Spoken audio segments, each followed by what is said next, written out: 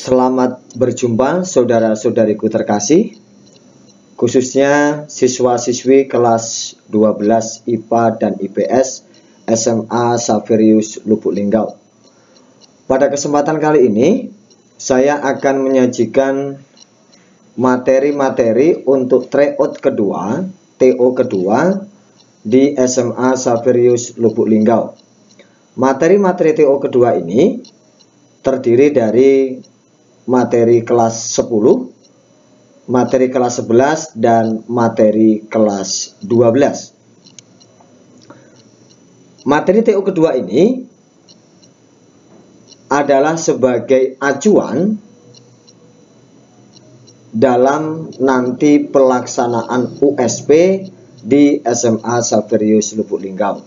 Oleh sebab itu, siswa-siswiku yang terkasih semua, saudara-saudariku yang terkasih, silahkan menyimak materi-materi yang akan tersaji untuk TO kedua, mata pelajaran Pendidikan Agama dan Budi Pekerti.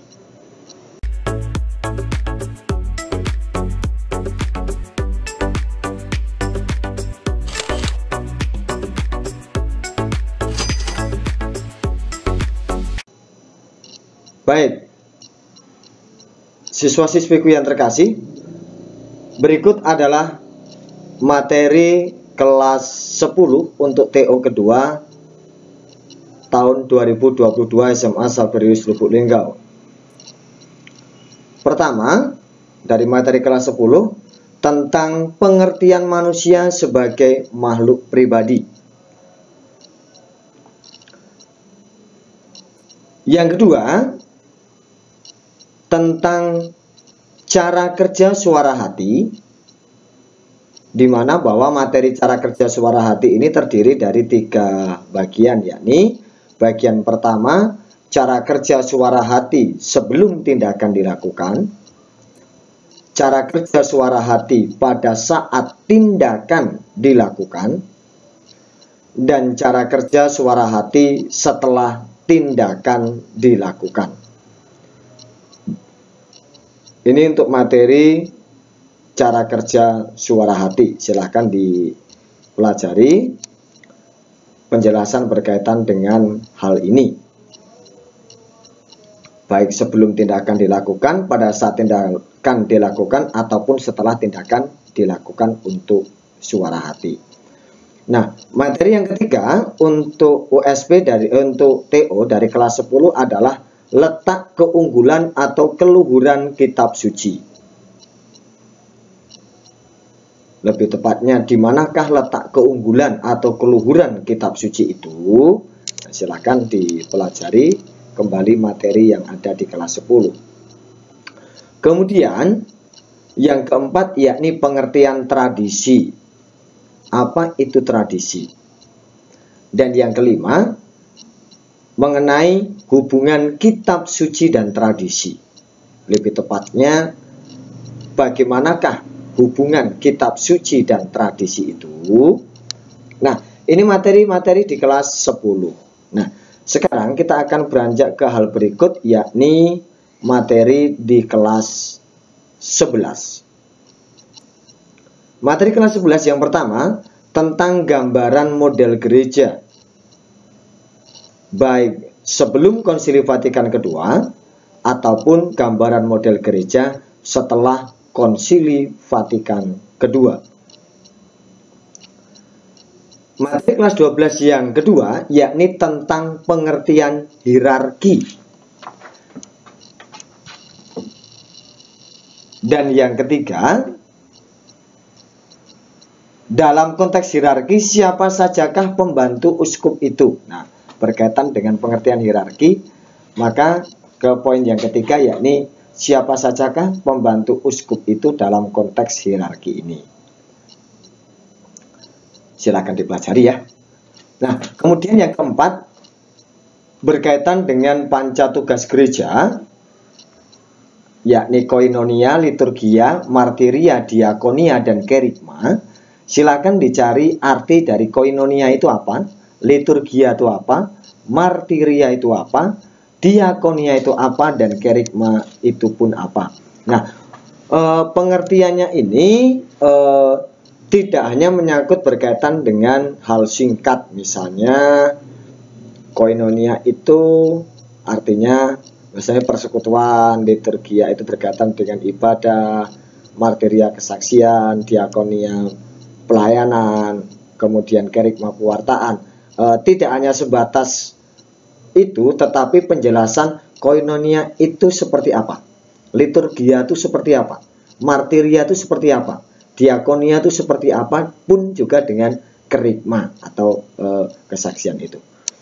Baik, ini ya untuk materi kelas 11 poin yang keempat.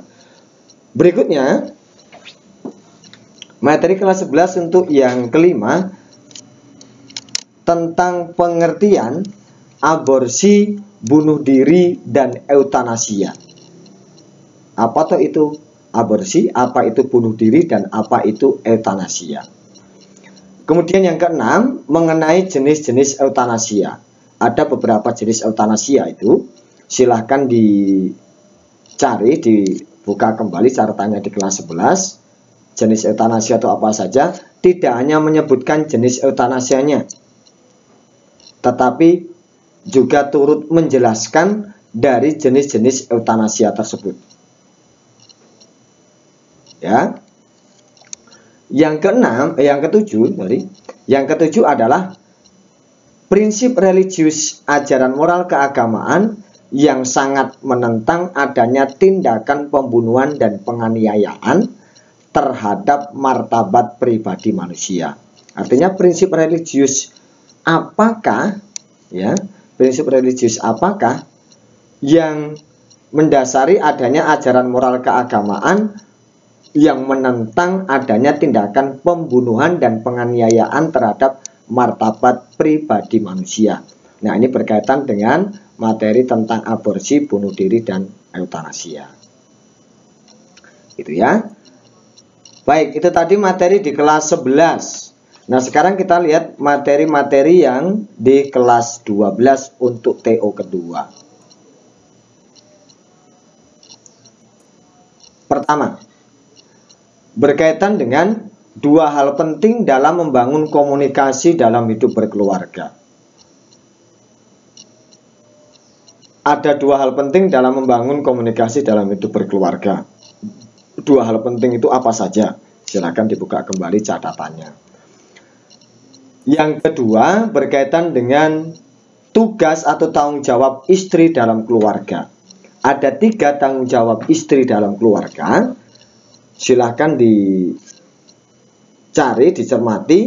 Tidak hanya menyebutkan tugas atau tanggung jawab istri dalam keluarga, tetapi juga turut menjelaskan dari ketiga poin tentang tugas atau tanggung jawab istri dalam keluarga tersebut. Yang ketiga, ini tentang tujuan perkawinan Katolik. Ada 3 tujuan perkawinan Katolik.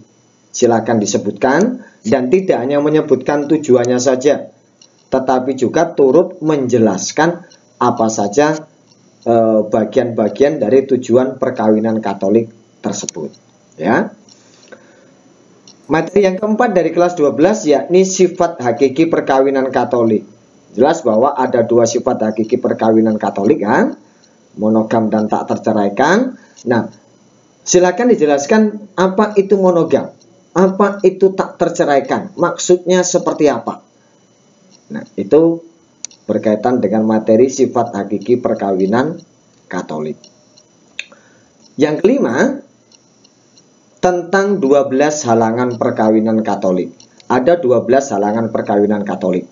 Silahkan dicari itu di catatan ya, materi bab 1 tentang perkawinan Katolik, panggilan hidup. Tentang panggilan hidup itu khususnya materi perkawinan Katolik. Sebutkan saja 12 halangan perkawinan Katolik itu apa saja.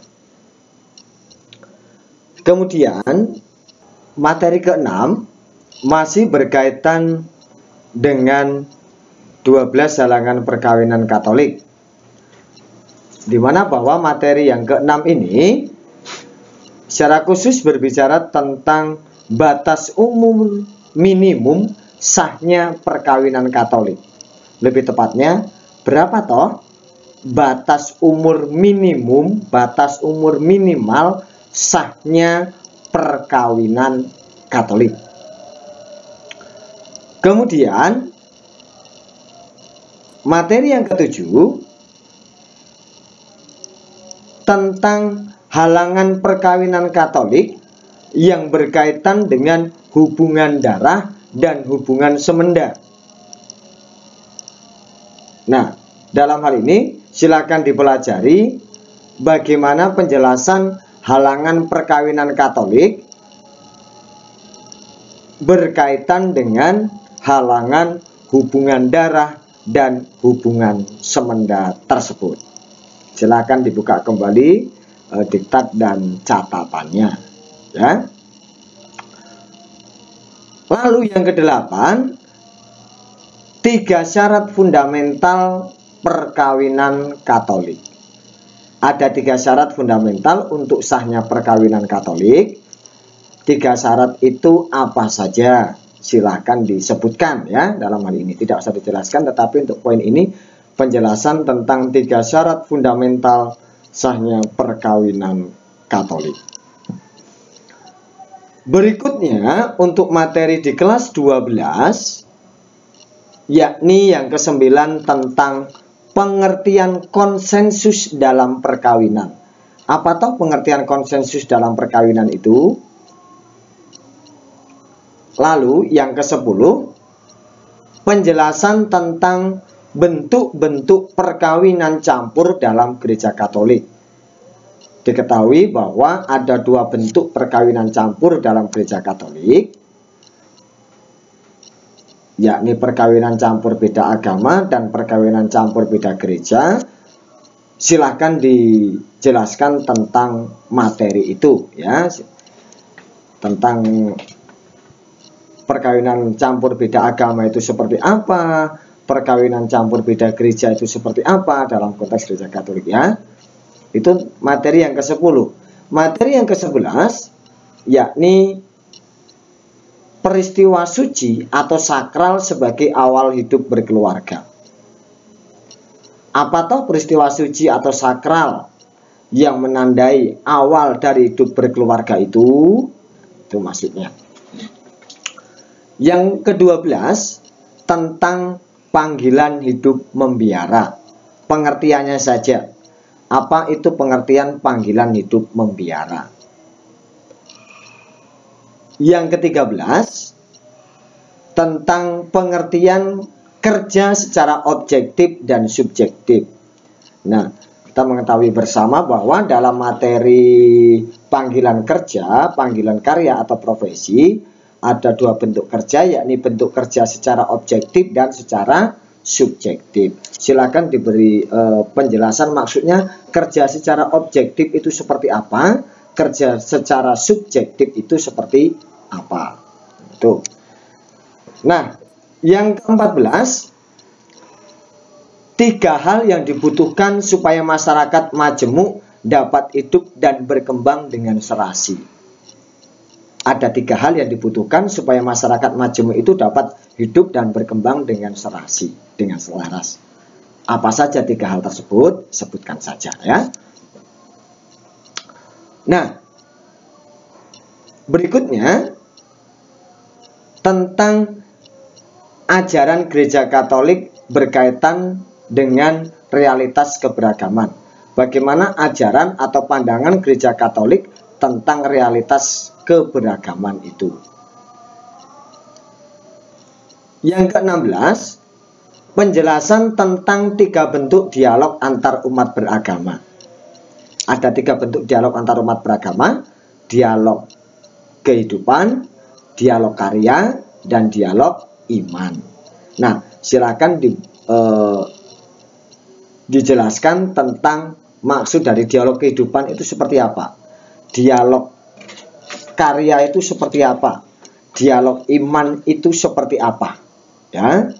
Itu untuk yang poin ke-16 dari materi kelas 12. Poin yang ke-17 dari materi kelas 12 yakni penjelasan 3 masalah mendasar dalam kehidupan umat beragama. Ada 3 masalah mendasar dalam kehidupan umat beragama. Silakan dijelaskan itu, yakni masalah fanatisme, kemudian masalah tahayul, dan masalah fatalisme. Nah, 3 hal itu silakan diberi penjelasan masing-masing. Dan ini yang menjadi materi poin ke-17 tentang 3 masalah mendasar tersebut. Dan yang terakhir dari materi kelas 12 di poin yang ke-18, yakni penjelasan tentang 3 fungsi agama. Ya, ada 3 fungsi agama yang sudah kita bahas, maka silakan diulas kembali, silakan dibuka kembali diktat dan catatannya untuk memahami tentang apa toh itu 3 fungsi agama itu. Nah, baik siswa-siswiku yang terkasih SMA Sabrus Lubuk Linggau dan saudara-saudari semua, inilah materi TO kedua untuk siswa-siswi kelas 12 SMA Saverius Lubuk Linggau. Sekali lagi, silahkan dari materi-materi ini kalian mempelajarinya, buka kembali catatannya dan diktatnya, baik kelas 10, kelas 11, ataupun kelas 12, berdasarkan panduan-panduan yang sudah saya berikan. Karena ini juga nanti untuk acuan USP di tahun 2022 ini. Untuk materi ataupun kisi-kisi nanti ketika ujian USP, nanti akan saya berikan dalam video berikutnya. Karena video kali ini khusus kita membicarakan tentang materi TO kedua. Baik, terima kasih, semoga bermanfaat. Tuhan memberkati. Amin.